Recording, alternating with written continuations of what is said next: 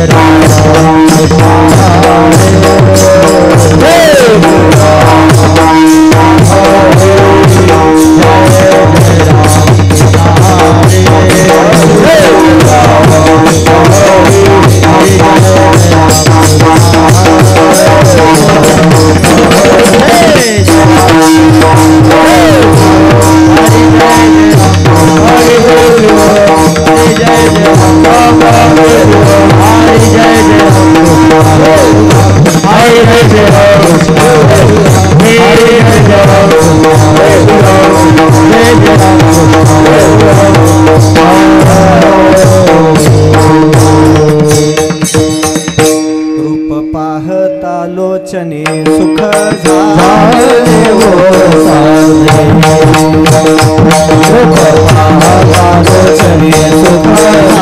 झाले हो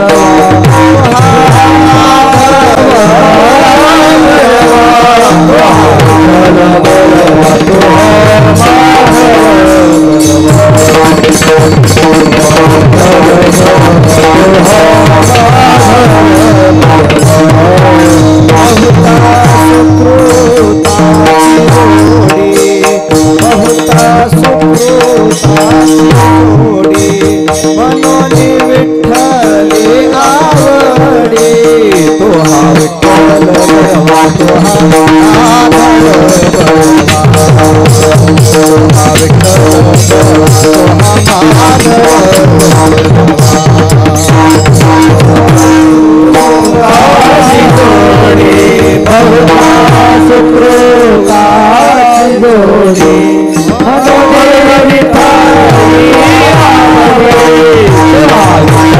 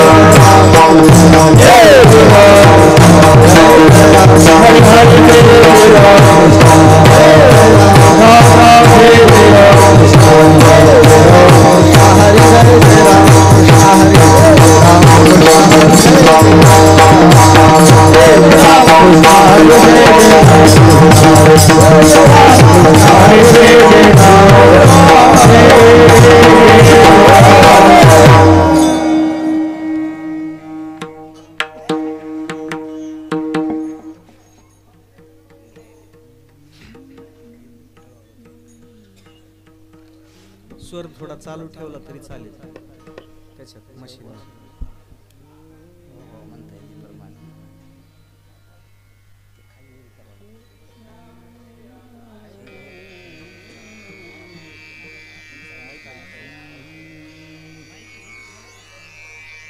चालेल ठेवा तिथे.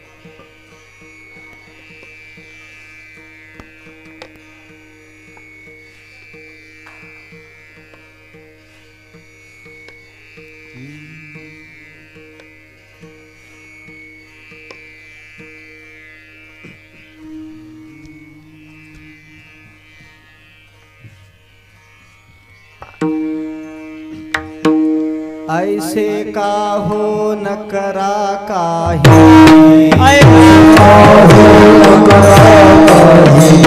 ऐसे का हो न करा काही, पुढे नाही नाश जा, पुढे नाही नाश जा,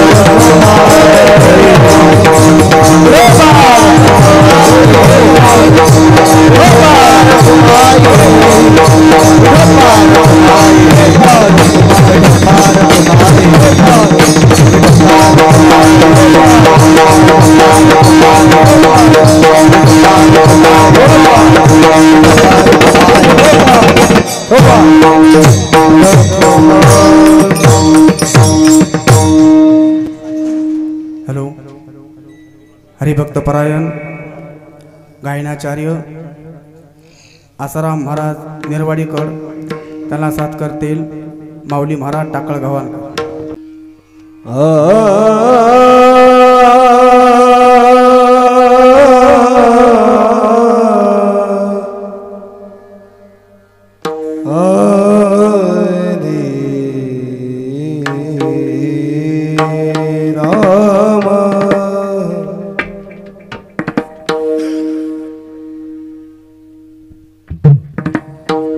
ऐसे कहो न करा काही,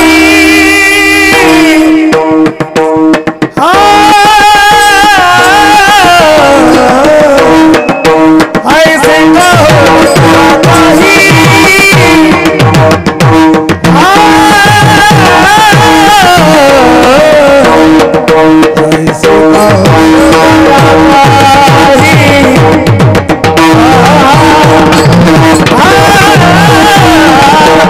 ऐसे कहो न करा काही.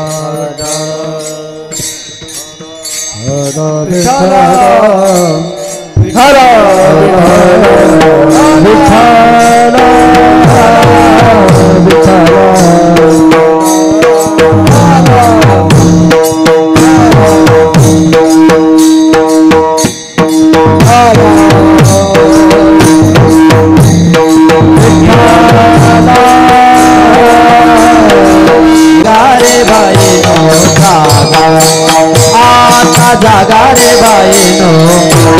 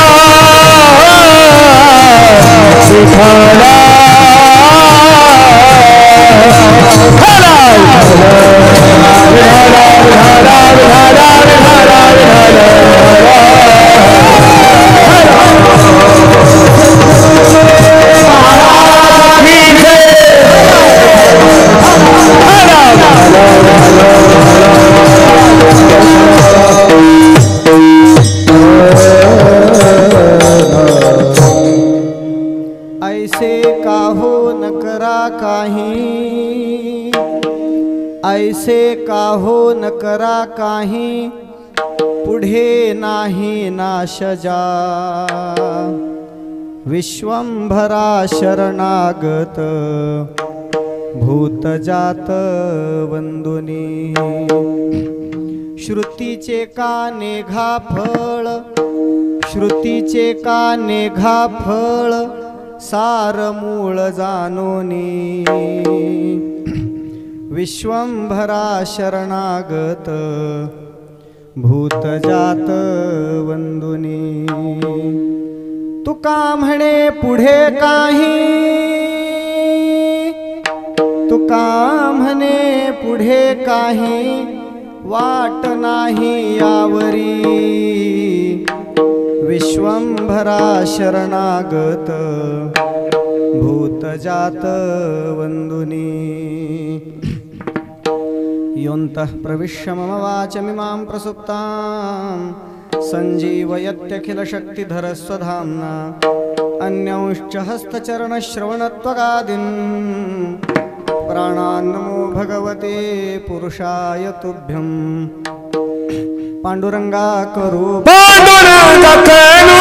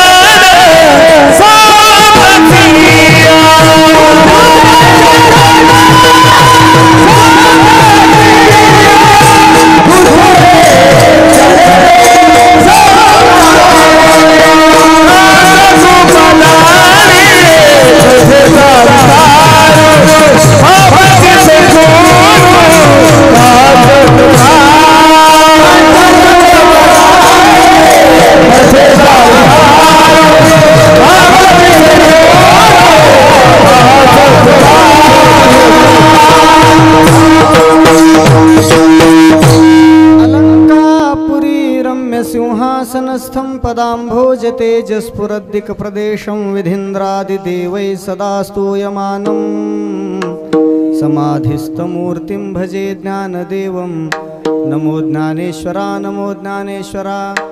निवृत्ति उदारा सोपानदेवा मुक्ताबाये नमो त्रिभुवन पावनी आद्यत्रय जननी देवाची हे नमो सद्गुरु तुकया ज्ञानदीपा नमो सद्गुरु सच्चिदानंद रूपा नमो सद्गुरु भक्त कल्याण मूर्ती नमो सद्गुरु भास्करा पूर्ण कीर्ती सेवे लागी सेवक झालो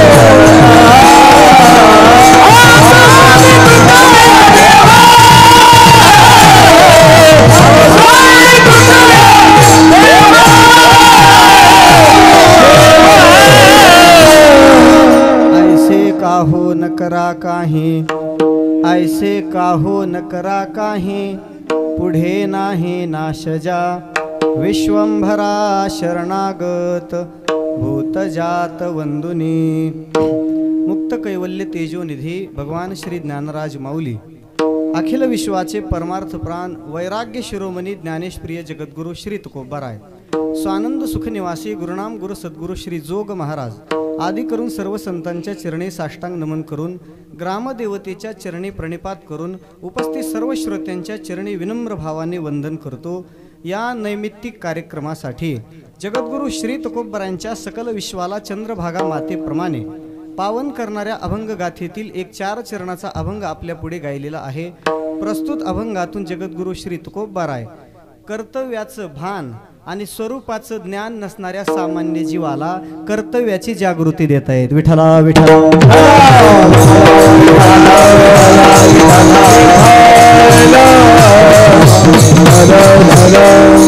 अभंगाला स्पर्श करण्यापूर्वी कार्यक्रमाच्या निमित्ताचा परिचय करून देणं माझं कर्तव्य आहे. आपल्या या पुण्यभूमी असलेल्या सेलू नगरीमधील एका वारकरी वैष्णवांच्या उत्तर क्रियेच्या निमित्तानं, गंगा पूजनाच्या कार्यक्रमाच्या निमित्तानं आपण सर्व त्यांच्यावरती प्रीती करणारे एकत्र या ठिकाणी जमलेलो आहोत.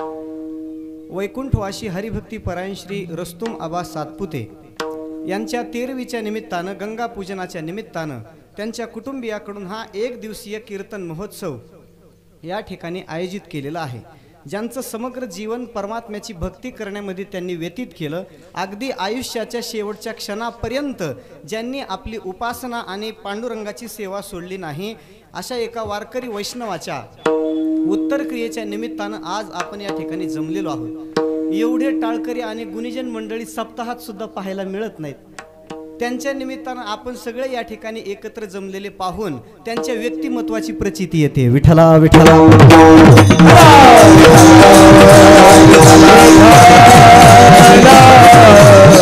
वैकुंठवासी श्री रस्तुम आबा सातपुते यांच्या कुटुंबियाकडून सुंदर अशा कार्यक्रमाचं आयोजन या ठिकाणी केलेलं आहे. त्यांच्या पश्चात असणाऱ्या सर्व त्यांच्यावर प्रेम करणाऱ्या आप्तेष्टांकडून हे या ठिकाणी आयोजन केलेलं आहे. त्यांनी केलेल्या ऋणातून उतराई होण्याचा हा प्रयत्न आहे किंवा त्यांच्या संबंधातली कृतज्ञता व्यक्त करण्यासाठी हा कार्यक्रम आहे.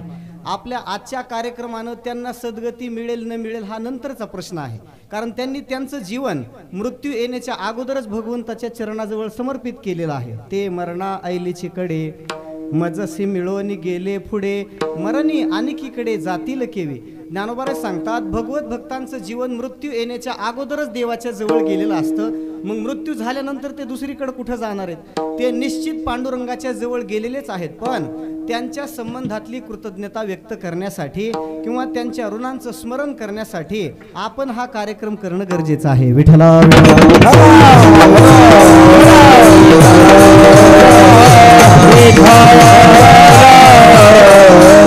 शेवटच्या श्वासापर्यंत ज्यांनी आपली काकड आरतीची सेवा सोडली नाही, अखंड 10-12 वर्ष ज्यांनी परमात्म्याच्या सेवेमध्ये आपलं जीवन व्यतीत केलं आणि भगवंताच्या चरणाजवळ आपली प्राणज्योत ज्यांनी मालवून टाकली, अशा एका वैष्णवांच्या निमित्तानं आपण एकत्र येण्याचा हा योग आहे.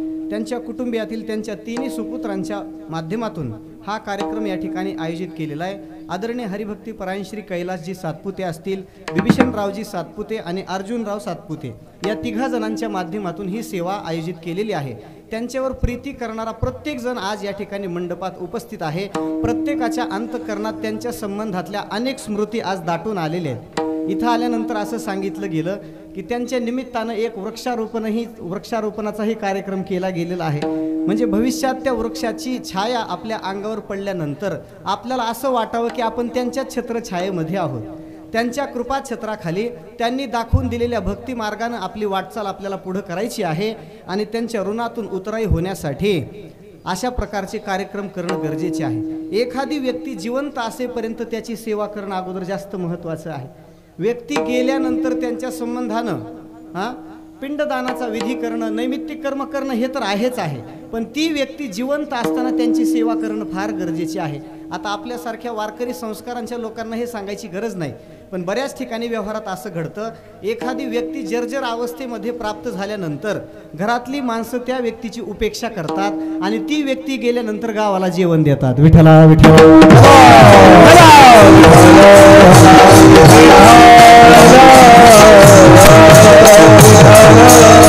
नाही अन्न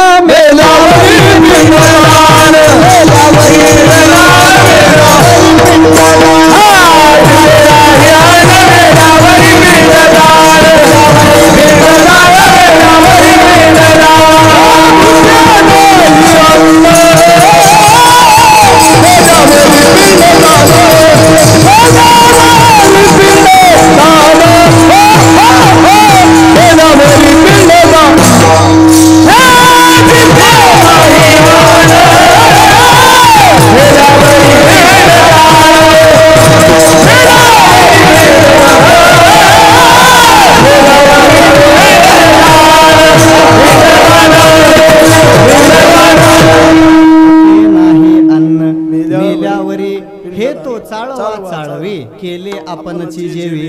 ती व्यक्ती हयात असेपर्यंत घरातील ज्येष्ठांची सेवा करणं प्रत्येकाचं कर्तव्य आहे. घरातील ज्येष्ठ वृद्ध माणसांची सेवा केल्यानंतर काय फल आहे? शास्त्रामध्ये एक श्लोक असा सांगितलेला आहे, घरातील ज्येष्ठांची सेवा करणाऱ्या मनुष्याला 4 प्रकारच्या दिव्य फलाचा लाभ होतो. घरातील वयस्कर माणसांची सेवा केली की 4 प्रकारचं फल त्या व्यक्तीला प्राप्त होतं. अभिवादनशीलस्य नित्यं वृद्धोपसेविनः चत्वारि तस्य वर्धन्ते आयुर्विद्या यशोबलम. 4 प्रकारची दिव्य फलं त्या व्यक्तीला प्राप्त होतात.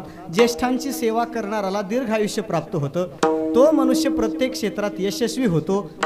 त्याला मुक्तीच्या कामात समर्थ ठरणारी विद्या प्राप्त होते आणि जगातलं सगळ्या प्रकारचं बल त्याला मिळतं. विठ्ठला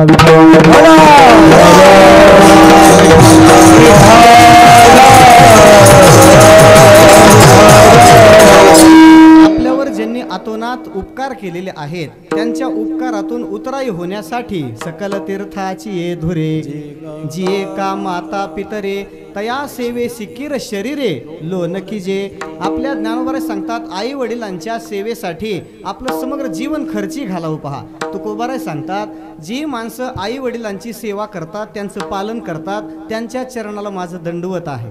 नमो तया माता पित्याचे पालन, नमो तया माता पित्याचे पालन, माता पित्याचे पालन, नमो तया माता पित्याचे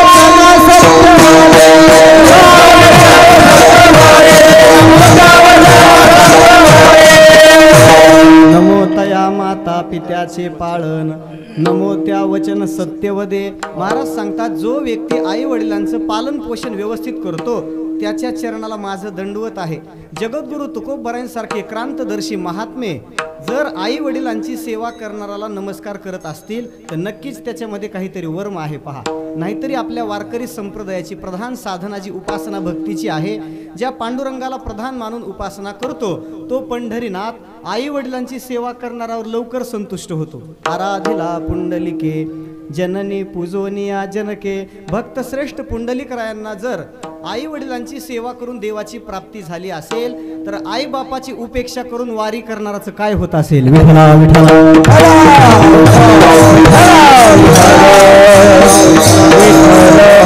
त्यांच्या निमित्तानं सेवा करणं गरजेचं आहे पहा. ते आहेत तोपर्यंत त्यांची सेवा करावी आणि गेल्यानंतर गुरु गोत्र अग्ने पूजी अवसरे भजे द्विजी का निमित्ताधिक यजी पितरोद्देशे.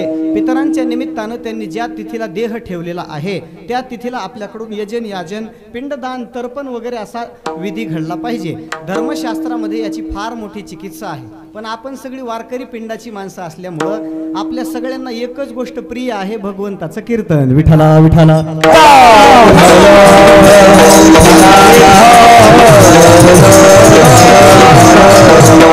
महाराजांचा अभंग सेवेकरता निवडलेला आहे. आजच्या अभंगात जगद्गुरु तुकोबाराय समस्त मानव जातीला कर्तव्याची जागृती देण्याचा प्रयत्न करत आहेत. मनुष्य जीवन प्राप्त झालेल्या प्रत्येकानं नेमकं काय करावं आणि काय मिळवावं याच्या संबंधातला फार मोठा संभ्रम प्रत्येक माणसाच्या अंतःकरणात आहे.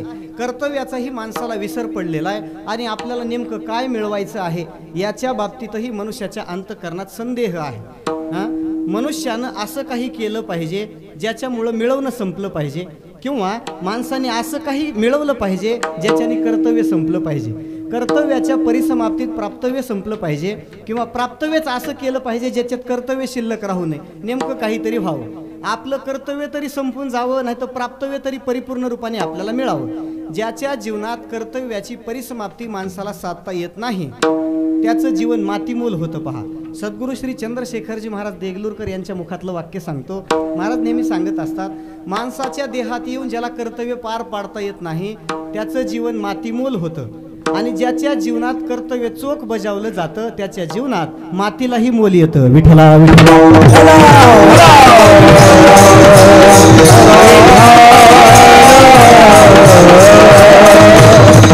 समस्त मानव जातीकडे जर आपण लक्ष दिलं तर नेमकं काय करायचं याच्या बाबतीतला संभ्रम माणसाच्या अंतःकरणात आहे. वयाची 58-60 वर्ष झाल्यानंतर शासन ज्यांना घरी बसवतं, आता पेन्शन खा म्हणतं, तिथून पुढच्या वयात सुद्धा मनुष्य परमात्म्याच्या उपासनेला लागत नाही पहा. पुन्हा टपरी टाकतो एखादी, पुन्हा कुठला तरी एखादा उद्योग सुरू करतो का? नेमकं काय करायचं याचं ज्ञान नाही. आणि मग असा कर्तव्याचा विसर पडलेला जो मनुष्य आहे, आपल्या स्वरूपाला विसरलेला जो मनुष्य आहे, अशा विसरणाऱ्या माणसाला संत महात्मे जाग करायचं काम करतात. पृथ्वी तलावर अवतरित झाल्यानंतर संतांचं प्रधान कार्य आहे समाजाला जाग करणं. ज्यांच्या अंतःकरणात अज्ञानाची निद्रा स्वार झालेली आहे, ज्यांना कर्तव्याचं भान राहिलेलं नाही आणि स्वरूपाचं ज्ञानही राहिलेलं नाही, अशा विसरणाऱ्या जीवाला संत महात्मे जाग करायचं काम करतात. झोपलेल्या माणसाला जाग करणं हे संतांचं प्रधान काम आहे. पहा, झोपलेल्या माणसाला उठवावं की उठवू नये? बरं, एक साधा नियम आहे. शास्त्रकार असं सांगतात की झोपीची अवस्था ही ब्रह्मस्थिती आहे. ब्रह्मस्थिती असल्यामुळं झोपलेल्या माणसाला उठवू नये असा एक नियम आहे. साचची पुढते वेरा, जरी न येता स्वप्न जागरा, तरी ब्रह्मभाव साचोकारा म्हणो येता. ज्ञानोबा सांगतात, झोपीलाच आम्ही ब्रह्मभाव म्हटलो असतो जर माणूस पुन्हा झोपीतून उठला नसता. झोपीची स्थिती ही ब्रह्मस्थिती आहे. मग झोपलेल्या माणसाला उठवू नये असा नियम आहे. झोपलेल्या माणसाला उठवू नये हा नियम जरी असला तरी काही माणसांना उठवावं हा त्या नियमाचा अपवाद आहे. पहा, 7 लोकांना उठवलं तर दोष लागत नाही असं शास्त्र आहे. विद्यार्थी, सेवकः, पांथः, क्षुधार्थः, भयकातरः, भांडारी, प्रतिहारी च सप्त सुप्तान प्रबोधयेत. या 7 माणसांना झोपेतून उठवलं पाहिजे. एखादा विद्यार्थी आहे, अभ्यास करण्याच्या वेळेत त्याला बरोबर झोप लागते, तसा तो पबजी खेळून रात्र काढतो म्हणा सगळी. IPLचे दिवस आहेत सध्या, 12 वाजेपर्यंत सहज जागेल तो. पण अभ्यासाच्या वेळेत जर त्याला झोप लागत असेल तर त्याच्या आई वडिलांनी त्याच्या कंबरड्यात लाथ घालून त्याला उठवलं पाहिजे. विद्यार्थी. दुसरा सांगितला सेवक. काम करण्याकरता ठेवलेला जो नोकर आहे, कामाच्या वेळेला झोपत असेल आणि खायच्या वेळेला जागा राहत असेल, त्यालाही उठवलं पाहिजे. विद्यार्थी, सेवक हा, पांथ हा. एखादा मनुष्य पायी प्रवास करत आहे आणि पायी प्रवास करत असताना समजा आपल्या मंदिराच्या या ओसरीमध्ये पटांगणात त्यांनी काही वेळ उन्हाच्या तीव्रतेमध्ये जर आराम केला तर त्याची ठराविक झोप झाल्यानंतर त्याला उठवलं पाहिजे पुढचा प्रवास होण्याच्या दृष्टीनं. पांथ हा, क्षुधार्थ हा. एखाद्या मनुष्याला फार भूक लागली पण स्वयंपाक व्हायला आणखी वेळ शिल्लक आहे म्हणून तक्क्याला टेकून बिचारा जर झोपी गेला तर त्याच्या भार्येनं काय विचार करावा? पती परमेश्वर असतो, देवाची शेजारती करून त्याला झोपवतात. म्हणून जर तिनं नवऱ्याला तसं झोपू घातलं तर बिचारा कायमचा झोपेल, उठायचाच नाही तो. त्यालाही उठवलं पाहिजे. क्षुधार्थ हा. 5वा सांगितला भय कातर हा. भीतीच्या अवस्थेत जर एखादा मनुष्य झोपला त्यालाही उठवलं पाहिजे. कारण आयुर्वेदाचं असं म्हणणं आहे, घाबरलेल्या अवस्थेत जर एखादा मनुष्य झोपला तर झोपीतच त्याला मृत्यू येण्याची शक्यता असते. म्हणून घाबरलेल्या स्थितीत कोणाला झोपू देऊ नये. भय कातर हा. नंतर सांगितला भांडारी. भांडारी शब्दाचे 2 अर्थ आहेत. एक स्वयंपाक करणारा आचारी आणि दुसरा गोदामाची रक्षा करणारा वॉचमॅन, कोठी सांभाळणारा मनुष्य, त्यालाही उठवलं पाहिजे. शेवट सांगितला प्रतिहारी. जुन्या काळात एका राजाचा निरोप दुसऱ्या राजाला पोहोचवणारा जो व्यक्ती असायचा त्याला प्रतिहारी असं म्हणायचे. आताच्या काळात ते करण्याचं काही कारण नाही. 1000 लोकांची ब्रॉडकास्ट एकदाच तयार केली व्हॉट्सअपला, एकदाच मेसेज जातो सगळ्यांना. पण जुन्या काळात तो मनुष्य नेमावा लागत होता. त्या प्रतिहारीला जर झोप लागली तर त्याला एक उठवलं पाहिजे. आणि तुकोबरांनी अजून 2 सांगितले. कथेमध्ये जर एखाद्याला झोप लागली त्यालाही उठवा आणि जेवता जेवता एखादा झोपी गेला त्यालाही उठवा. विठ्ठला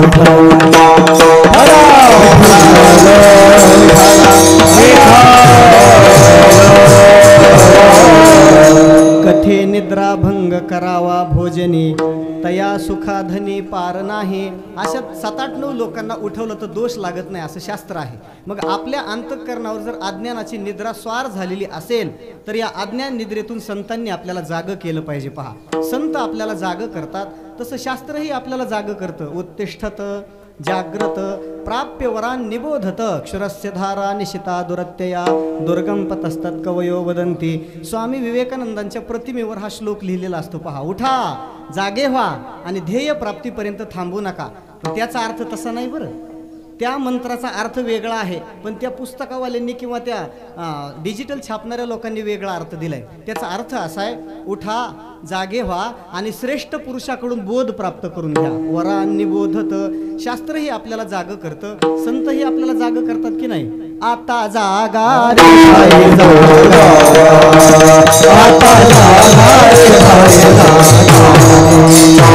आता जागा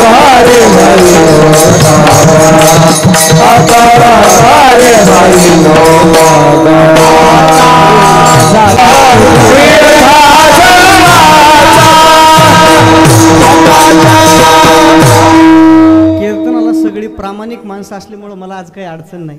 प्रामाणिक शब्दाचा अर्थ आहे संतांच्या प्रमाणाला धरून ज्यांचं जगणं वागणं आणि बोलणं आहे, नाहीतरी वारकरी प्रामाणिकच असला पाहिजे. कीर्तनकाराच्या बोलण्याला धार असण्यापेक्षा आधार असला पाहिजे. काहींचं बोलणं म्हणजे प्रधानमंत्री निराधार योजना. विठ्ठला विठ्ठला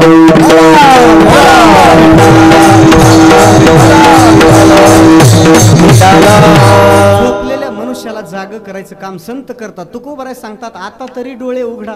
कारण ज्याचे डोळे उघडले जातात त्या मनुष्याच्या जीवनातलं दुःख संपत पहा. तो का म्हणे दृष्टी उघडी तो नव्हे कष्टी. ज्याचे डोळे उघडलेले आहेत, विवेकाची, प्रेमाची, आस्थेची, श्रद्धेची नजर ज्याला प्राप्त झालेली आहे, त्याच्या जीवनातल्या दुःखाचा संबंध नाहीसा होतो. म्हणून तुकोबाराय सांगतात, आता तरी डोळे उघडा. आता उघडी डोळे जरी अद्याप न कळे, मातेची या खोळे दगड आला पोटा. महाराज सांगतात डोळे उघडा. आणि जर तुम्ही डोळे झाकपणे असंच जीवन जगत राहिला तर एखाद्या मातेच्या उदरी दगड जन्माला आल्यासारखं तुमचं आयुष्य राहील. म्हणून जाग व्हा आणि जाग होऊन हित होईल असा उपाय करा. जागा होई करी हिताचा उपाय, तो का म्हणे हाय करीशी मग. संत महात्मे निरंतर जाग करतात आणि ती जागृती दोन प्रकाराची आहे. आपल्याला आपल्या कर्तव्याचं ही ज्ञान संत करून देतात आणि स्वरूपाचं ही ज्ञान संत महात्मे करून देतात. जीवाला दोन प्रकारचा विसर पडलेला आहे.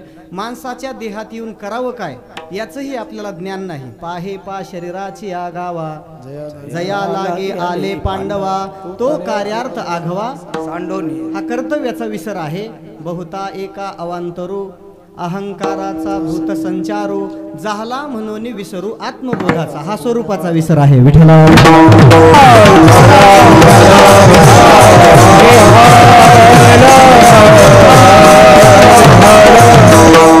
संत महात्मे आपल्याला निरंतर जागे करतात. कारण संतांचे डोळे उघडलेले आहेत. ते आपल्या स्वरूपाच्या ठिकाणी जागे झालेत. नेमकं काय करायला पाहिजे याचं त्यांना ज्ञान आहे. तसे आपणही जागे असतो, पण आपण प्रपंचात फार जागे आहेत. पहा, प्रपंचाचा विस्तार करण्याबाबतीत कोणालाही झोप लागलेली नाही आजपर्यंत. तुकोबारे सांगतात, जगातला प्रत्येक व्यक्ती प्रपंच करण्यासाठी दक्ष आहे.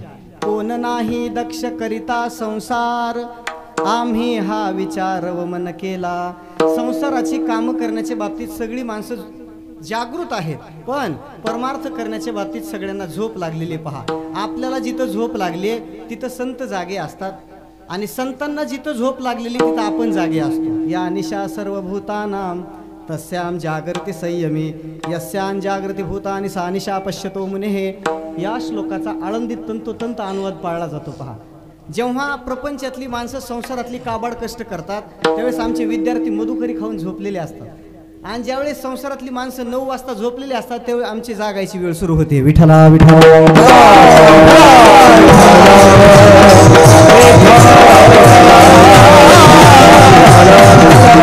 तुकोबाराय आपल्याला जाग करतात आणि सांगतात, असं काहीतरी करा की ज्या कर्तव्याच्या फलश्रुतीनं तुम्हाला तुमच्या जीवनामध्ये अविनाशी अशा प्रकारचं फल मिळण्याची शक्यता आहे. कारण कर्माची गती काही आपली थांबलेली नाही.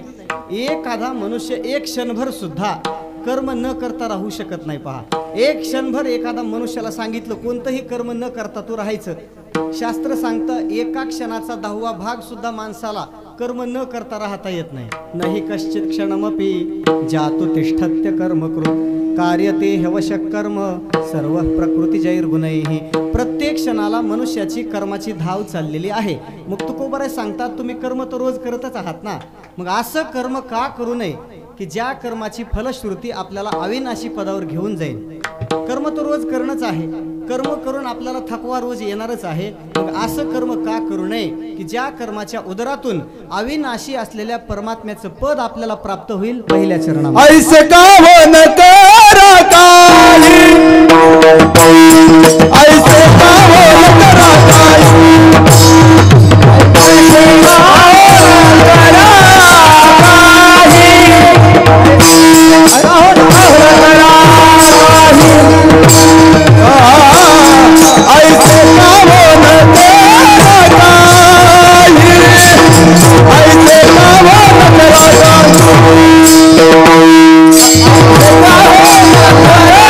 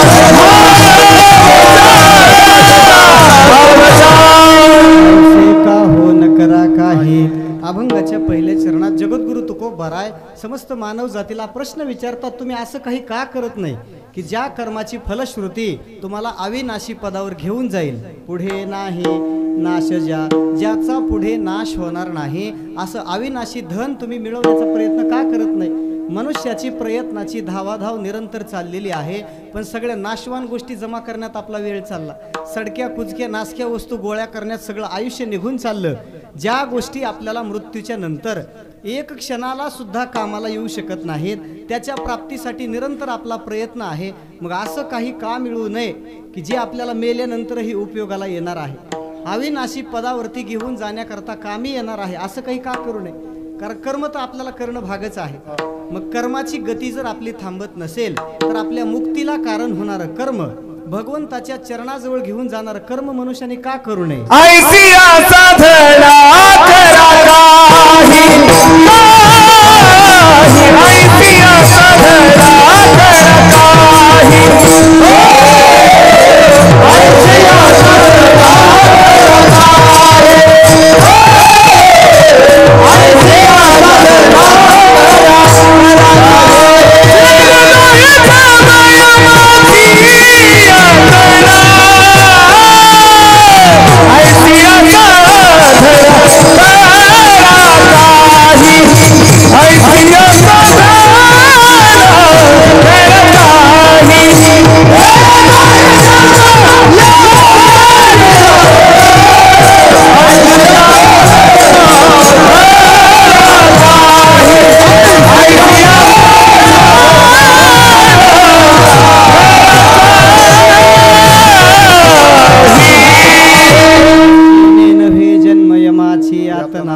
ऐसिया साधना, ज्या कर्माच्या फलश्रुतीनं आपल्याला पुन्हा जन्म घ्यावा लागणार नाही, पुन्हा यमाची नरक यातना आपल्याला भोगावी लागणार नाही, असं तुम्ही काहीतरी करा। करा रे बापा,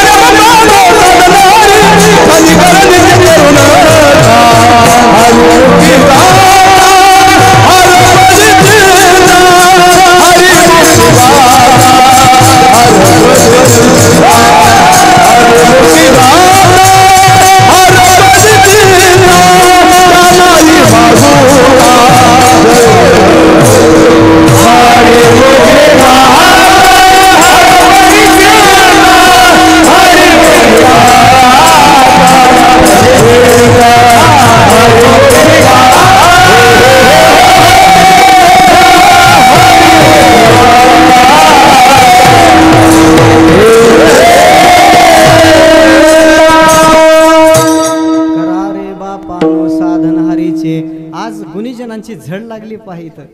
बऱ्याच ठिकाणी कार्यक्रमाला गेल्यानंतर आमच्या सद्भाग्यानं असे टाळकरी आम्हाला मिळतात, आम्ही एक अभंग पुढे घेतलेला असून ते माग वेगळाच म्हणत असतात काहीतरी, नाही का?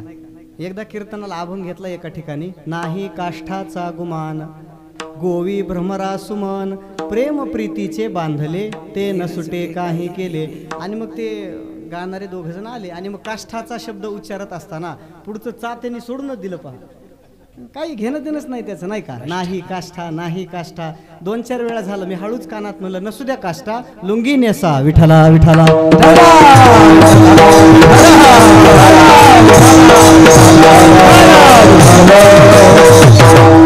भगवंताच्या प्राप्तीचं साधन करणं हे प्रत्येक जीवाचं आद्य कर्तव्य आहे।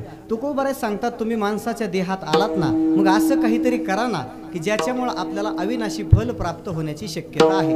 एखादा मनुष्य वैदिक कर्म करायला लागला किंवा लौकिक कर्म करायला लागला, वैदिक कर्म शब्दाचा अर्थ वेदानं सांगितलेलं कर्म, आणि लौकिक म्हणजे जे रोज आपण करतो ते लौकिक कर्म।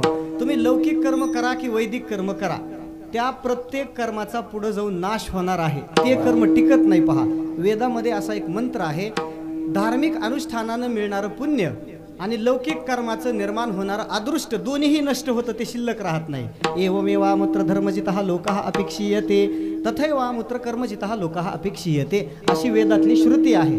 आता वेदातली श्रुती आपल्याला कळणं जरा अवघड आहे, म्हणून तुकोबरायांसारखे संत महात्मे त्या श्रुतीचा अनुवाद करतात. पहा, जय जय कर्म धर्म नाशिवंत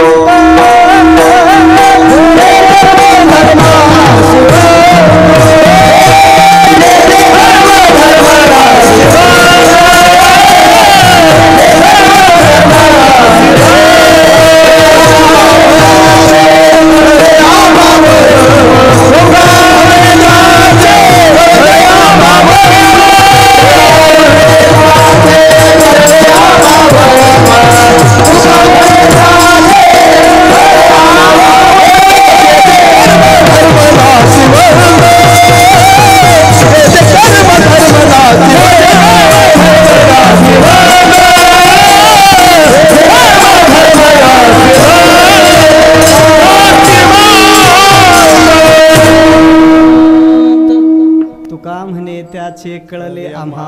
श्रुती वचनाचा तंतोतंत तुकोबरायांनी अनुवाद केलाय. उगाच रामेश्वर शास्त्रींनी वर्णन केलं नाही. चहुवेदाचे हे केले विवरण, अर्थ हे गहन. वेदातल्या रुचा अशा तुकोबरांच्या शब्दातून व्यक्त होतात.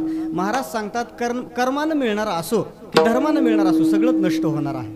कर्मानं मिळवलेली सत्ता, कर्मानं मिळवलेली संपत्ती जशी नष्ट होते, तशी वैदिक कर्मानं मिळवलेला स्वर्गही नष्ट होतो, तोही राहत नाही. एखादा मनुष्य स्वर्गाला जाण्यासाठी अतोनात प्रयत्न करतो. शतमुख संपत्ती स्वर्गीची आहे. 100 यज्ञाचं पुण्य ज्याने पदरी संपादित केलेलं आहे, तो पुण्याच्या जोरावर स्वर्गात जातो आणि मग पुण्याच्या जोरावरती तिथल्या दिव्य अशा प्रकारच्या भोगांचा आस्वाद तिला त्याचा घेता येतो. पहा, पण कधीपर्यंत?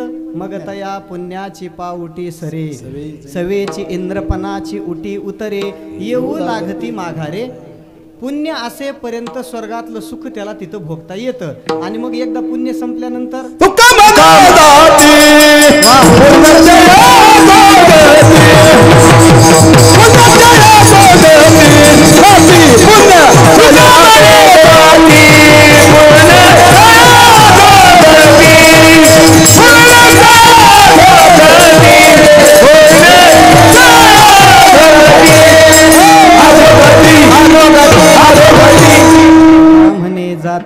पुण्यक्षय, एकदा पुण्याचा क्षय झाला की त्या व्यक्तीला अधोगतीला जावं लागतं. याचा अर्थ असा आहे, कर्मधर्माच्या माध्यमातून मिळवणारं जे आहे ते सगळंच नष्ट होणार आहे. सगळं काहीही असू द्या, सगळं नष्ट होणार आहे.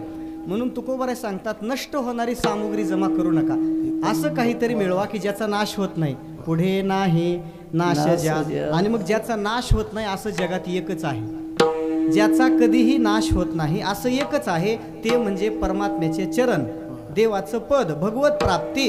भगवत प्राप्ती ही अशी आहे, ती एकदा प्राप्त झाल्यानंतर त्या स्थितीचा पुन्हा नाश होत नाही. पहा, देशे काळे स्वभावे वेच जया न संभवे, ते पद माझे पावे अविनाशतो. ज्ञानोबराय सांगतात, ज्या पदाचा देशाने अंत होत नाही, काळाने अंत होत नाही आणि वस्तूने अंत होत नाही, असं नाशवान स्थितीच्या पलीकडे असणारं अविनाशी पद त्या भक्ताला प्राप्त होतं. भगवान परमात्मा भक्तीची साधना करणाऱ्या जीवाला आपल्या अविनाशी पदावर आरूढ करून घेतो. पहा, विठ्ठला विठ्ठला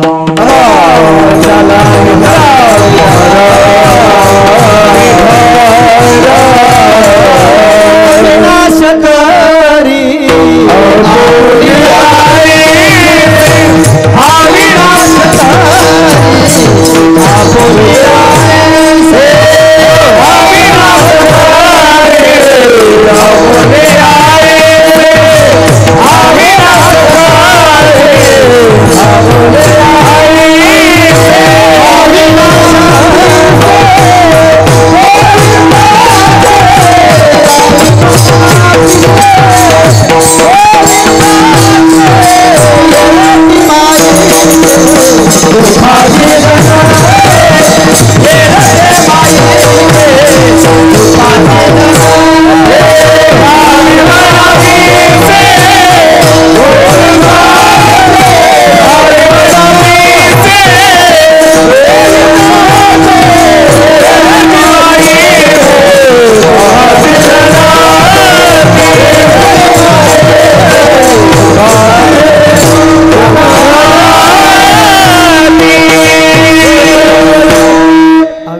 करी आपुलिया ऐसे हा भगवान परमात्मा भक्तीची साधना करणाऱ्या भक्ताला आपल्यासारखं करून घेतो, स्वतःपेक्षा वेगळं राहू देत नाही. आपुलिया ऐसे अविनाश करी, परमात्मा जसा अविनाश आहे तसा तो आपल्या भक्ताला सुद्धा स्वतःसारखं बनवून घेतो. नाही काळ वेळ तयाला तयाला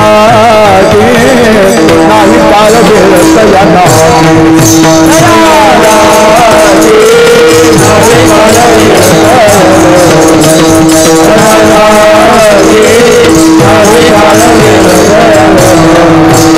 अविनाश करी आपुलिया आपला तारीखे घरी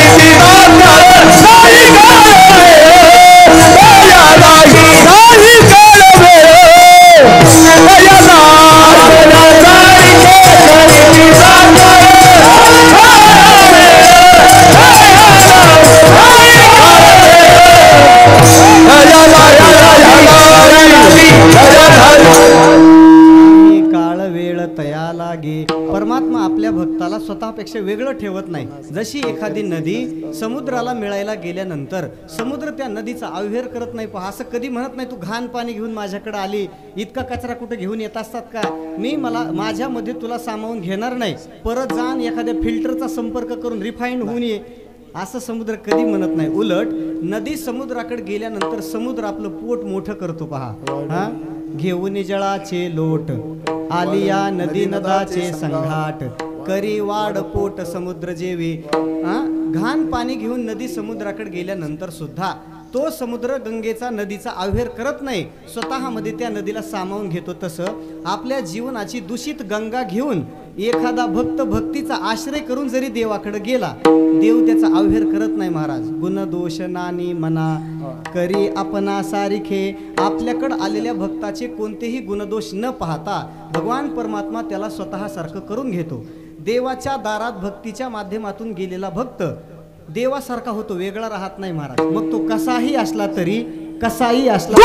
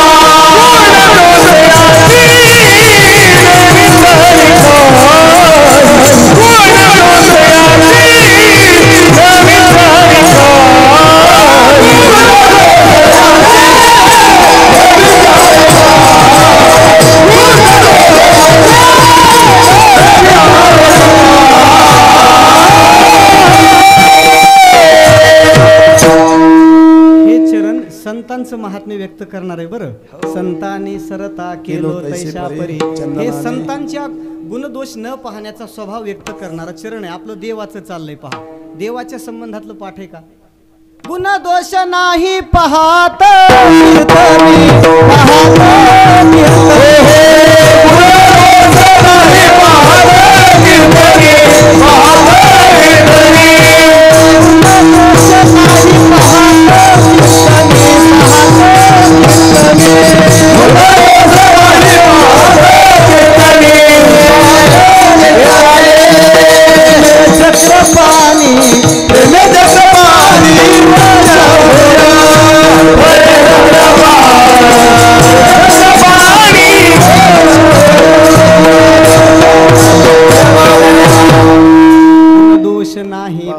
कीर्तने. कीर्तनाची नाम संकीर्तनाची साधना म्हणजे भक्तीचा आश्रय करणाऱ्या जीवाच्या कोणत्याही गुणदोषाकडे देव पाहत नाही. पहा, आपल्या भक्तांच्या यादीमध्ये सजन कसायांचं चरित्र सांगण्याची काही गरज आहे का?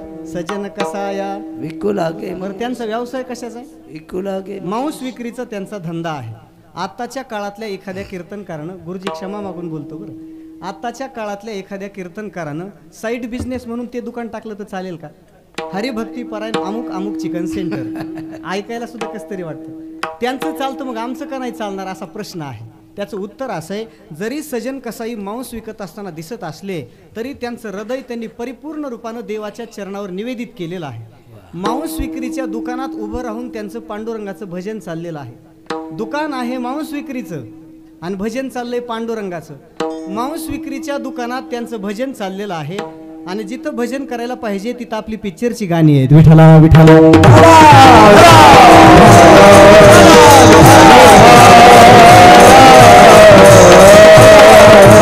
भक्तीचा आश्रय करणारा कोणताही जीव देवाच्या कृपेपासून उपेक्षित राहत नाही. पहा, म्हणून तुकोबाराय सांगतात, असं काहीतरी करा ज्याचा पुढे नाश होणार नाही.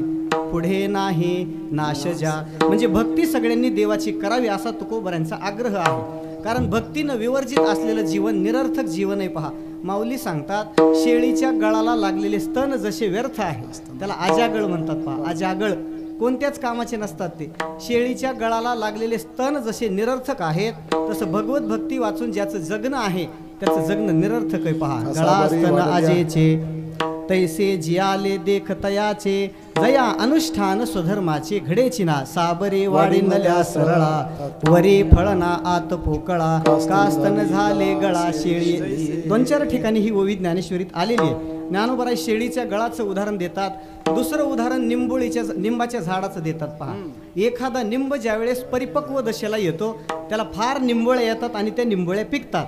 त्या पिकलेल्या निंबोळ्या जगात फक्त एकाच माणसाच्या कामाच्या आहेत, त्याला कावळा असं म्हणतात. निंब निंबोळिया मोडोनी आला, तो कावळ्याशी सुकाळ झाला, तैसा भक्तीहीन वाढला दोषाची लागे. सगळ्या प्रकारचं कौशल्य वापरून एखाद्या सुगरण माऊलीनं स्वयंपाक केलेला आहे आणि तयार केलेलं ते सगळं अन्न खापरामध्ये जर तिनं चव्हाट्यावर आणून ठेवलं तर ते कुत्र्याच्या उपयोगाला येतं. षडरस खापरी वाढिले, वाढोनी चोहटा ठेविले, ते सुनियाचे उपेगा आले जियापरी, तैसे भक्तिहीनाचे जिने, जो स्वप्ने हे सुकृत नेने, तेने संसार दुःखासी भाने ओगरिले. माऊली सांगतात, भक्तिहीन माणसाचं जगणं वर सांगितलेल्या दृष्टांतासारखं आहे. माणसाचं पतन कधी होतं याच्या संबंधानं शास्त्रामध्ये एक श्लोक असा आलेला आहे, 3 कारणामुळे मनुष्य अधपतित होतो. पहा, 3च गोष्टी आहेत. या 3 गोष्टी ज्याच्या जीवनात आहेत त्याचं पतन होणार हे ठरलेलं आहे. पहा, विहितस्य अनुष्ठानात, निंदितस्य च सेवनात, अनिग्रहाच्या इंद्रियानाम नरहा पतनम मृच्छति, असा तो श्लोक आहे. आपल्या करता जे विहित आहे, जे इष्ट आहे त्याचं अनुष्ठान न करणारा मनुष्य पतित होतो. जे आपल्या करता अयोग्य आहे, चुकीचं आहे, त्याचं अनुष्ठान करणारा मनुष्य पतित होतो आणि इंद्रियांना स्वैर सोडून देणारा माणूस पतित होतो. विठ्ठला विठ्ठला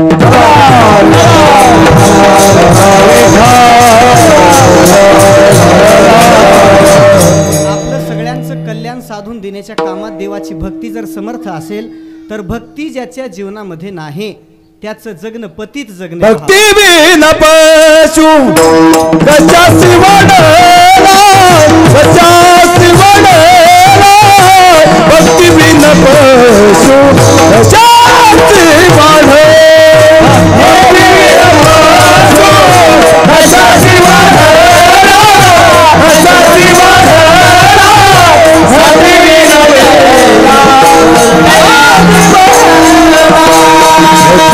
बिनलेला तैसा नाही, बिनलेला तैसा नाही, हरिमुखी नाना हरपरी जिंदा, हरपरी जिंदा, हरिमुखी नाना हरपरी जिंदा, हरिमुखी नाना हरपरी जिंदा, हरपरी जिंदा, हरिमुखी नाना हरपरी, हरिमुखी नाना, हरिमुखी नाना हरपरी जिंदा, हरपरी जिंदा, हरिमुखी नाना हरपरी जिंदा,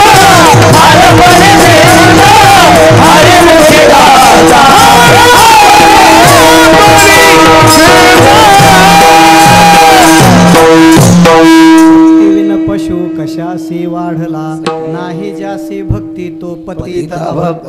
ज्ञानोबा सांगतात माणसाच्या देहात येऊन सुद्धा जो देवाची भक्ती करत नाही त्याचं जीवन पतित जीवन आहे. म्हणून तुकोबाराय सांगतात अशी परमात्म्याची भक्ती करा ज्या भक्तीच्या उदरातून तुम्हाला अविनाशी फल मिळण्याची शक्यता आहे. पण भक्ती करायची म्हणजे नेमकं करायचं काय? तुकोबाराय सांगतात विश्वाचं भरण पोषण करणारा जो विश्वंभर आहे त्याची शरणागती करायची. दुसऱ्या विश्वंभरा शरणागता विश्वंभर शरणागता विश्वंभरा शरणागता विश्वंभर शरणागता विश्वंभरा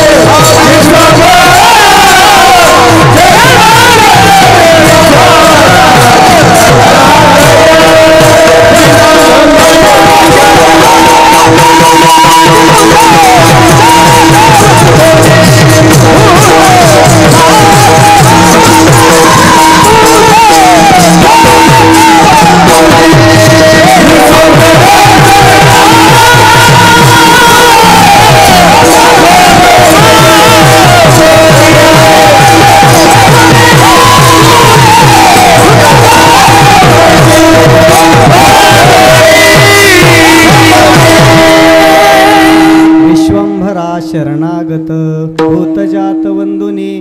परमात्म्याची भक्ती करायची म्हणजे नेमकं करायचं काय? तुकोबाराय सांगतात सगळ्या विश्वाचं भरण पोषण करणारा जो परमात्मा आहे तो का म्हणे त्याचे नाव विश्वंभर, त्याचे निरंतर ध्यान करे. त्या परमात्म्याची शरणागती करायची, आपलं समग्र जीवन त्याच्या चरणावर निवेदित करायचं. कारण देवाची शरणागती केल्याशिवाय मनुष्याचं जीवन उद्धरून जाण्याच्या कामात समर्थ ठरत नाही. पहा, जोपर्यंत भगवंताची शरणागती आपल्याकडून होत नाही तोपर्यंत संसार सागरातून कोणताही जीव स्वतःच्या सामर्थ्यानं पहिलं तीराला जाऊ शकत नाही. आपुलिया अंगे तोडी माया जळ, आयसे नाही बळ कोणापाशी. जगात अशी कोणत्याही माणसाकडे ताकद नाही की स्वतःच्या बाहुबलाने संसार सागरातून तरुण जाईल. इतकी शक्ती तुकोबाराय सांगतात जगात कोणाकडे नाही. त्याच्यासाठी देवाची शरणागती करावी लागते. आणि जो परमात्म्याची शरणागती करतो त्याच्या संबंधानं संसार सागरातलं पुन्हा पाणी शिल्लक राहत नाही. पुन्हा येथ एकचे लीला तरले, जे सर्व भावे मज भजले, तया ऐलीची थरी सरले मायाजळ. परमात्म्याची भक्ती करणाऱ्या, देवाची शरणागती करणाऱ्या भक्तासाठी पुन्हा संसार सागरात पाणी राहत नाही. म्हणून त्याने देवाची शरणागती केली पाहिजे, देवाचीच केली पाहिजे. पुन्हा जे झालेले देव आहेत, केलेले देव आहेत, त्यांची शरणागती करून जीवनात काही फायदा होत नाही. पहा, सांडोनी श्रीकृष्ण चरण इंद्रादी देवाचे करिता भजन ते देवची मृत्यूग्रस्त पूर्ण मा भजत्याचे मरण कवन आपुल्या पोटाची रडते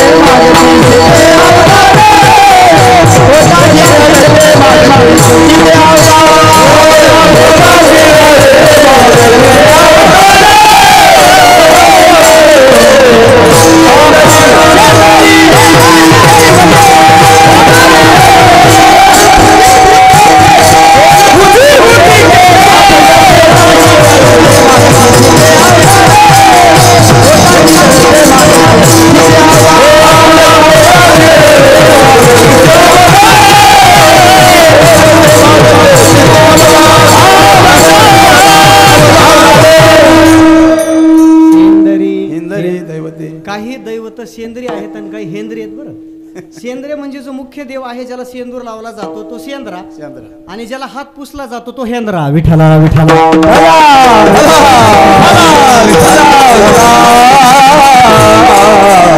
बरे सांगतात यांची उपासना करून जीवनात काहीही होणार नाही. जो परमात्मा सर्वज्ञ आहे, जो समर्थ आहे, सत्ताधीश आहे, त्याची शरणागती करावी लागते. आणि असा फक्त पांडुरंगच आहे. यस सर्वज्ञ हा सर्ववित यस्य ज्ञानमयं तपहा. त्या परमात्म्याचं वर्णन श्रुतीनं सर्वज्ञ म्हणून केलेलं आहे. त्याची शरणागती केल्यानंतर मनुष्याचं जीवन कृतार्थ होण्याची शक्यता आहे. म्हणून विश्वंभरा शरणागत, पंढरीनाथाची शरणागती जीवाने केली पाहिजे. जोपर्यंत जीव पंढरीनाथाची शरणागती करत नाही तोपर्यंत त्याचं जीवन अपूर्ण आहे. पहा, अपूर्ण आहे. आपलं जीवन समृद्ध होण्यासाठी, परिपक्व होण्यासाठी पंढरीनाथाच्या चरणाची शरणागती करणं गरजेचं आहे. हे भक्तीचं लक्षण आहे. आणि त्याच्यासोबतच सगळ्या प्राणीमात्रामध्ये पांडुरंग आहे असं समजून त्यांना वंदन करण्याची भावना होणं ही सुद्धा भक्ती आहे. भूतजात वंदुने, सगळे भूतमात्र, प्राणीमात्र, सजीव सृष्टी जी काही असेल ती सगळी देवाचीच रूप आहेत असं समजून त्यांना वंदन करण्याची भावना म्हणजे भक्ती आहे. भक्ती ते नमन वैराग्य तो, भक्ती ते नमन, जीव मात्राला नमन करणं ही भक्ती आहे. म्हणून तुकोबाराय सांगतात सगळ्या प्राणी मात्रांना वंदन करावं, कारण ती देवाची भक्ती आहे. जे जे भेटे भूत ते मानजे, हा भक्ती योग निश्चित जाण माझा. श्रीमद भागवताच्या 11 स्कंदामध्ये 3 प्रकारचे भक्त आलेले आहेत. पहा, एक मध्यम भक्त आहे, एक कनिष्ठ आहे आणि एक सर्वोत्तम भक्त आहे. कनिष्ठ भक्ताचं लक्षण त्यांनी असं सांगितलं की जो पांडुरंगाला फक्त मूर्तीमध्येच मानतो, मूर्ती सोडून ज्याला जगात देव दिसत नाही त्याला प्राकृत भक्त समजा. अर्चायामेव हरये पूजा श्रद्धा यहेतये न तद्भक्तेषु चान्येषु स भक्त प्राकृत स्मृतः. त्याला प्राकृत भक्त 3 नंबरचा भक्त आहे. एक 2 नंबरचा भक्त सांगितला जो प्रतिमेत देव पाहतो, भक्त मंडळीमध्ये देव पाहतो, काही जगातल्या विशेष स्थानामध्ये देवाची अनुभूती त्याला येते, त्याला मध्यम भक्त म्हणलेलं आहे. ईश्वरे तद अधीनेषु बालिशेषु द्विषत्सु च प्रेम मैत्री कृपा उपेक्षा यक करोति स मध्यमः. हा मध्यम भक्त आहे. आणि सगळ्या प्राणी मात्रामध्ये ज्याला पांडुरंग दिसतो तो उत्तम भक्त आहे. विठ्ठला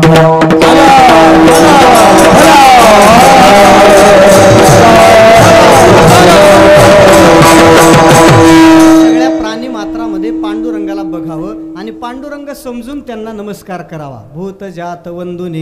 तुकोबाराय सांगतात मी जो स्त्रियांना आणि पुरुषांना नमस्कार करताना दिसतो ती माझी भावना स्त्रियावरही नाही आणि पुरुषावरही नाही, त्यांच्या आतमध्ये देव आहे ही भावना दृढ झालेली आहे, म्हणून मी त्यांना नमस्कार करतो. भूती देव म्हणून भेटतो या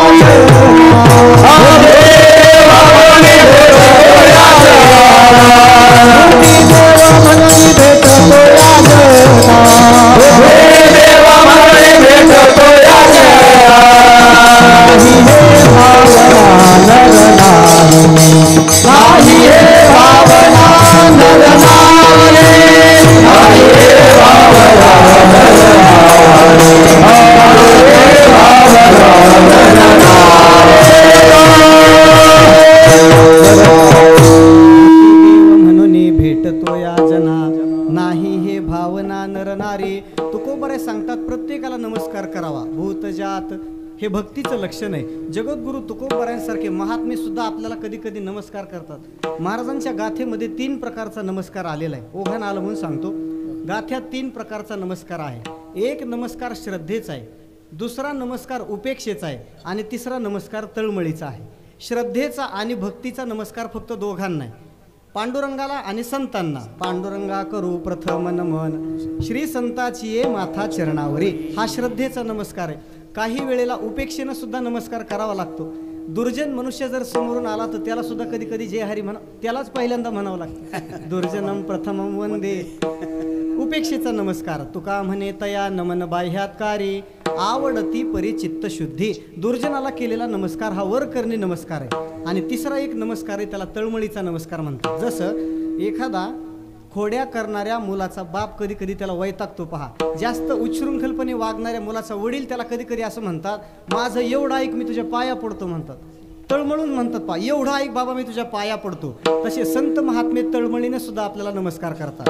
लागोन या पाया विनवितो तुम्हाला घरे आई बोला मोठे नाम घरे आई बोला मोठे नाम विनवितो तुम्हाला घरे आई बोला मोठे नाम घरे आई बोला मोठे नाम मोठे नाम मोठे नाम तुमच्या माझ्यासारख्याला नमस्कार करतात. तुमच्या पायाला हात लावतो. कृपा करून मुखाने विठ्ठल विठ्ठल म्हणा आणि टाळी वाजवा. आता तुकोबारांनी आपल्याला नमस्कार करावा एवढी आपली योग्यता. लायकी शब्द जरा बरा वाटत नाही. योग्यता शब्द बरा वाटतो. एवढी आपली योग्यता आहे का? ज्या तुकोबारांच्या चरणाची धूळ भगवान शंकर आपल्या मस्तकाला लावतात. चरणी चेर जवंदीश्वर पाणी किंवा ज्या तुकोबारांच्या चरणाची पाद्य पूजा स्वतः भगवान पंढरीनाथ करतो. जया पूजिले आदरे पांडुरंगे विमानस्थ केले प्रयाण प्रसंगे. ते तुकोबाराय तुमच्या माझ्यासारख्याला नमस्कार करतात का? आपल्या आत देव आहे म्हणून. भूत जात वंदुने महाराज सांगतात सगळ्या प्राणी मात्रामध्ये देव बघायला शिका आणि त्यांना नमस्कार करण्याची भावना ठेवा. माणसं सहसा आपल्यापेक्षा कनिष्ठ माणसाला नमस्कार करत नाहीत पहा. हा असे एक तोरा असतो माणसाच्या वागण्याचा नाही का. मी कुणीतरी एक श्रेष्ठ पुरुष आहे माझं जगामध्ये एक असामान्य कर्तृत्व आहे असं समजून पुढच्या माणसाला निंदे लेखतो मनुष्य त्याला नमस्कार करत नाही. सध्या वारकरी संप्रदायामध्ये भेटलेल्या प्रत्येक व्यक्तीला नमस्कार करणारा एकच महात्मा आहे पहा. परम श्रद्धेय गुरुवर्य मोठे कदम माऊली विठ्ठला विठ्ठला.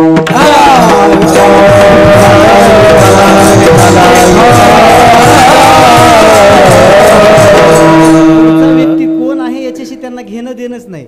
पुढचा व्यक्ती पाया पडायच्या अगोदर माऊली त्याच्या पाया पडतात. आपुले उत्तमत्व नाठवे पुढील योग्य योग्यने नवे. हा एक सरे व्यक्ती मात्राचे नावे नमूचे आवडे. पूजनीय बंडा तात्या कराडकर असं म्हणत असतात. तात्यांचं असं म्हणणं आहे की वैकुंठवासी सद्गुरू श्री बंकट स्वामी महाराजांच्या नंतर मोठे कदम माऊली इतकं पाठांतर मला वाटत नाही संप्रदायात कोणाला करता आला असेल. राक्षसी पाठांतर आहे साधं पाठांतर नाही ते. काही पाठ निळोबारांची गाथा मुखोद्गत ज्ञानेश्वरी पाठ तुकोबारांची गाथा पाठ नाथ भागवत बरचसं पाठ सगळं काही पाठ. पण समोर आलेल्या व्यक्तीला नमस्कार करण्याची प्रवृत्ती आहे का? अंतःकरणात देवाच्या संबंधातली भक्ती स्थिर झाली आहे. विठ्ठला विठ्ठला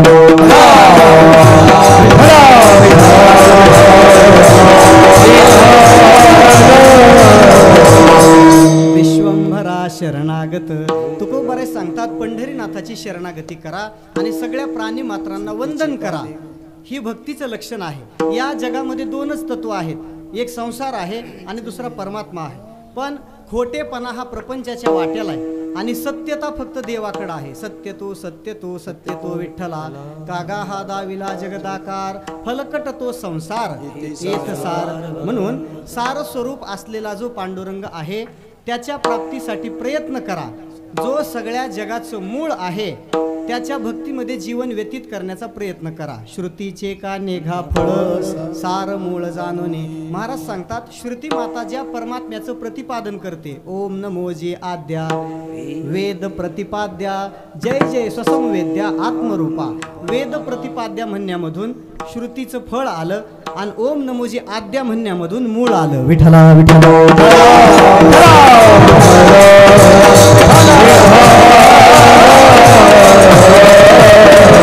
या जगात दोनच गोष्टी आहेत. एक देव आहे आणि दुसरा संसार आहे. पण सत्यता देवाच्या वाट्याला आहे आणि खोटेपणा प्रपंचाच्या वाट्याला आहे. मग खोटा असलेला संसार जमा करण्यापेक्षा खरा असलेला जो परमात्मा आहे त्याच्या प्राप्तीसाठी मनुष्यानं प्रयत्न केला पाहिजे. खोटेपणा संसाराकडे आहे आणि खरेपणा देवाकडे आहे. तुकोबाराय सांगतात कलियुगातल्या लोकांना खोटं फार आवडतं पहा. लटिके ते रुचे साच कोणाही न पचे ऐसा माजल्याचा गुण भोगे कळो येईल शीन. शक्यतो खरं कोणाला आवडत नाही आणि खोटं आवडल्याशिवाय राहत नाही. म्हणून खोट्याचा परिग्रह करण्याची माणसाची जास्त प्रवृत्ती आहे. जे आसार आहे, नाशवान आहे, काळाच्या कसोटी पुढे टिकणारं नाही, आशाच्या संग्रहासाठी माणसाची धावपळ चाललेली आहे. पण तुकोबाराय सांगतात जो खोटं जमा करण्यामध्ये प्रवृत्त झालेला आहे एक ना एक दिवस त्याची फजिती झाल्याशिवाय राहणार नाही. विठ्ठला विठ्ठला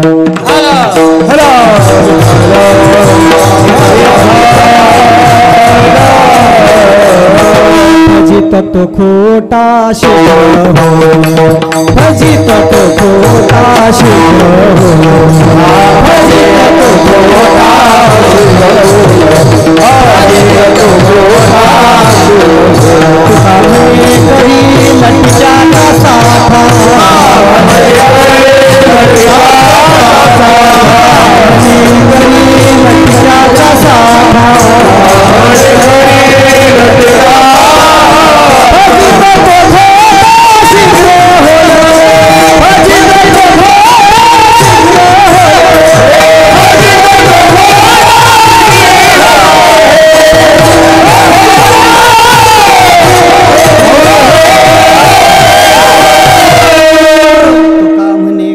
लटक्याचा साठा फजित तो खोटा शीघ्र होय. जो खोटं जमा करण्याच्या मागे लागलेला आहे तुकोबाराय सांगतात त्याची अवकाळा फजिती झाल्याशिवाय राहणार नाही. म्हणून श्रुतीचे का नेघा फळ सार मूळ जाणोने. परमात्मा विश्वामध्ये एकमेव सार स्वरूप आहे आणि श्रुती प्रतिपादित आहे. श्रुतीनं ज्याचं प्रतिपादन केलेलं आहे त्याच्या प्राप्तीसाठी मनुष्यानं निरंतर प्रयत्न करावा आणि आपलं जीवन मृत्यू येण्याच्या एक क्षणपूर्वीच कृतार्थ अवस्थेला प्राप्त करून घेण्याचा प्रयत्न करावा.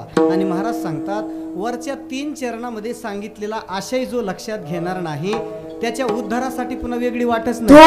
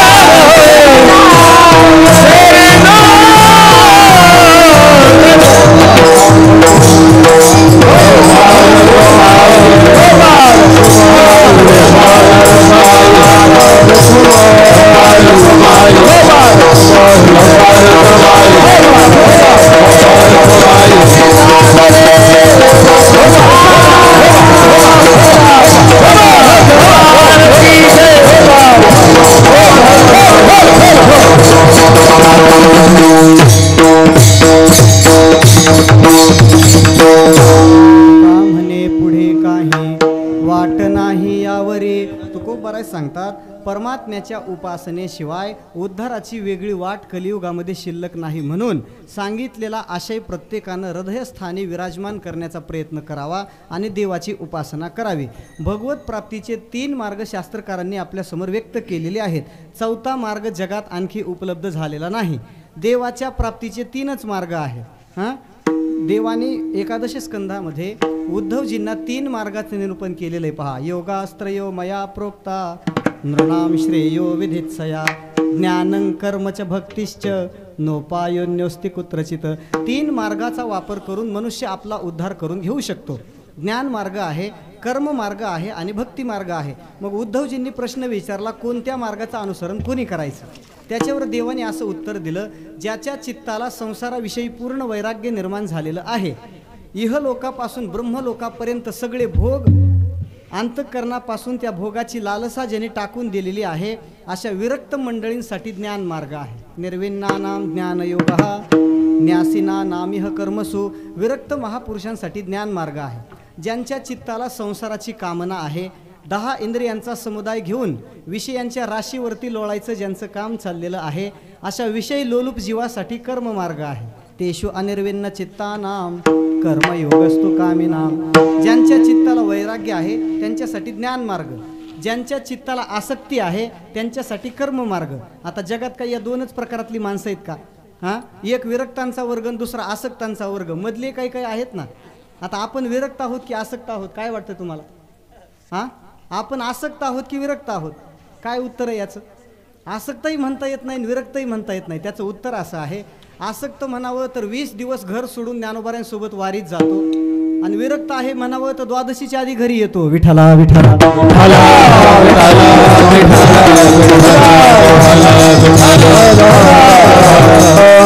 असे जे बांधावरचे आहेत ना मधले, ना धड विरक्त ना धड आसक्त, अशा मधल्या लोकांसाठी भक्ती मार्ग आहे. यदृच्छया मत्कथा दौ जात श्रद्धस्तु यः पुमान न निर्विन्नो नातिसक्तः भक्ती योगोस्य सिद्धिदः. शास्त्र सांगतं, ज्यांच्या चित्ताला वैराग्यही नाही आणि ज्यांच्या चित्ताला विषयाची आसक्तीही नाही, अशा मधल्या लोकांसाठी भक्ती मार्ग आहे. कलियुगामध्ये आपलं जीवन समृद्ध करून देण्याचं सामर्थ्य फक्त भक्ती मार्गात आहे, फक्त भक्ती मार्गात. म्हणून तुकोबाऱ्या सांगतात, जर तुम्ही या भक्तीकडे दुर्लक्ष केलं, देवाची उपासना केली नाही, आपल्या जीवनामध्ये भक्तीचा प्रवेश करून घेतला नाही, तुका म्हणे पुढे काही वाट नाही यावरी. भक्तीचा मार्ग जर तुम्ही अवलंबला नाही तर तुमचं चांगलं करून देण्यासाठी जगात मार्ग शिल्लक नाही पुन्हा. म्हणून ज्याला आपलं हित व्हावं वाटतं, ज्याला आपलं चांगलं व्हावं वाटतं, गोमटं व्हावं वाटतं, अशा मनुष्यानं आपलं जीवन भक्ती मार्गाच्या द्वारा देवाच्या जवळ नेण्याचा प्रयत्न करावा आणि मनुष्य देहाची सार्थकता या जन्मात संपादित करण्यासाठी निरंतर प्रयत्नरत राहावं. ज्ञानेश्वर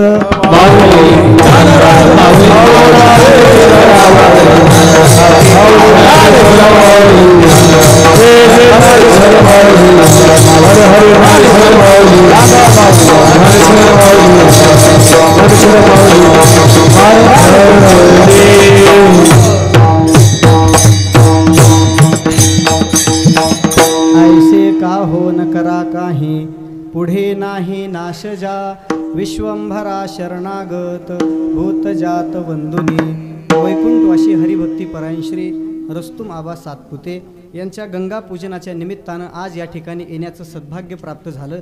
एका वारकरी वैष्णवांना भावपूर्ण श्रद्धांजली अर्पण करण्याचं सद्भाग्य तुमच्या सगळ्याच्या माध्यमातून मला मिळालं. आजच्या कीर्तन सेवेसाठी वारकरी संप्रदायामध्ये ज्यांचं नाव मोठ्या आदराने आणि अग्रक्रमानं घेतलं जातं, असे हरिभक्तीपरायण परम आदरणीय परम श्रद्धेय तालरत्न श्री भरतजी महाराज सोडगीर यांची उपस्थिती आहे. आदरणीय गुरुजींची तब्येत व्यवस्थित नसताना सुद्धा महाराज 2 तास टाळ घेऊन उभे राहिले. त्यांच्यासोबत आमची सगळी गुरुबंधू मंडळी आहे. मला सगळ्यांची नावं माहीत नाहीत बरं, क्षमा करा. सगळ्या गुरुबंधूंच्या चरणी अंतःकरणापासून एकदा दंडवत करतो. पुनश्च एकदा वैकुंठवासी रस्तुम आबांच्या पावन स्मृतींना मनापासून दंडवत करतो आणि झालेली चिंतन सेवा त्यांच्याच ठिकाणी समर्पित करतो. करविली तैसी केली कटकट वाकडी की नीट देव जाणे कोणा कारणे हे झाले से निर्माण देवाचे कारण देव जाणे. श्री ज्ञानदेव श्री तुकाराम श्री ज्ञानदेव श्री तुकाराम श्री ज्ञानदेव श्री तुकाराम श्री ज्ञानदेव श्री तुकाराम.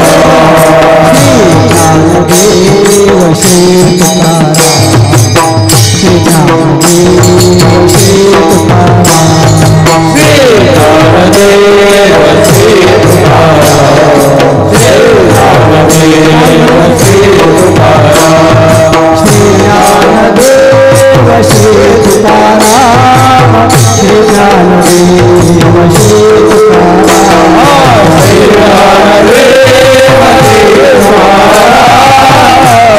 ज्ञानदेव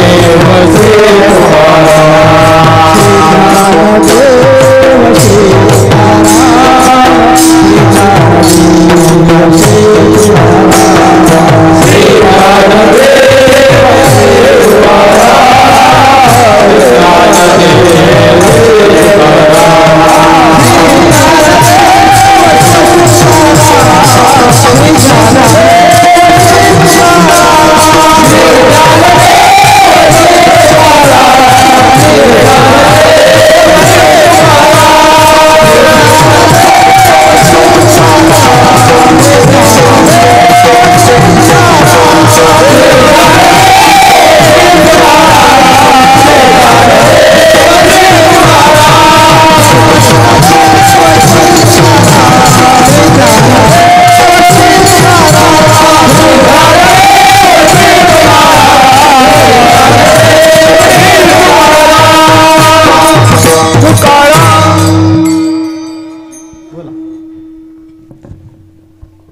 हरिभक्त परायण तालरत्न भरत महाराज सुडगीर हे पुढं म्हणतील, त्याला साथ देतील दत्ता महाराज झाडे मुरंबेकर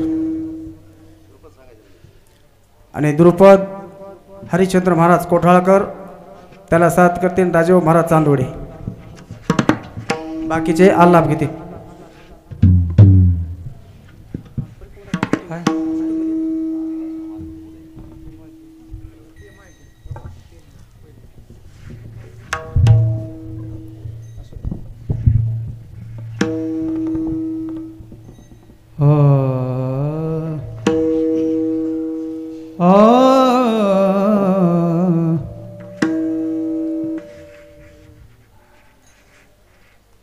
तुका म्हणे पुढे काहे तुका म्हणे पुढे काहे तुका म्हणे पुढे काहे तुका म्हणे पुढे काहे तुका म्हणे पुढे काहे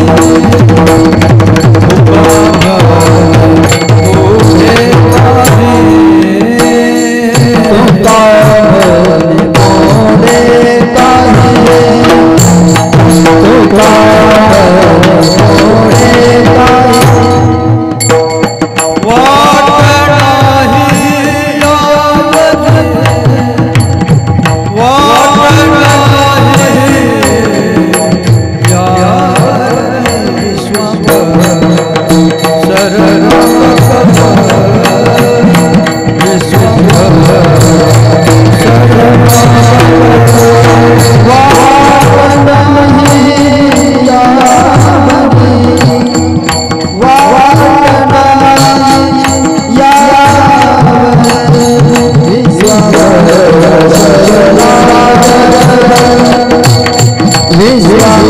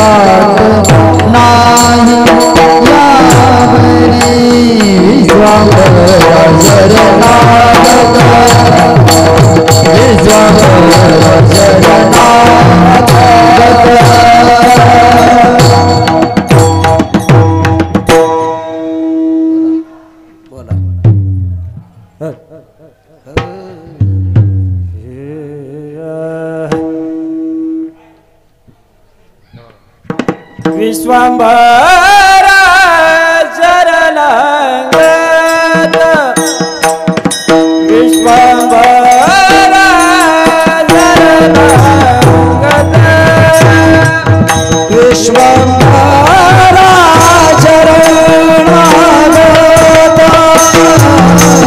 विश्वंभरा